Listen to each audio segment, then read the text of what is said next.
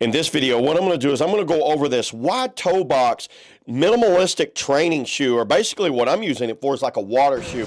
I just recently went on a trip to the river. I used these walking around in and out of the river, walking over rocks, and they worked extremely well. I was able to feel the rocks nicely with this grip on the bottom, and they're very flexible. When you're on the foot, you don't get any type of binding because there's zero drop in the back, and it's just like a flat shoe, and it gives you more like a barefoot feel. Very soft mesh upper level. It drains well. The grip worked extremely well on like wet rocks walking around. I had no problems at all with this design. The front of it, if you can see right here where my hand is, it's a big wide open toe box, so you're not really cramped down in there, and it was very comfortable putting these things on and off because of the stretch that went over. These things were lightweight, they were breathable. You could barely even feel them on your foot while you're walking around.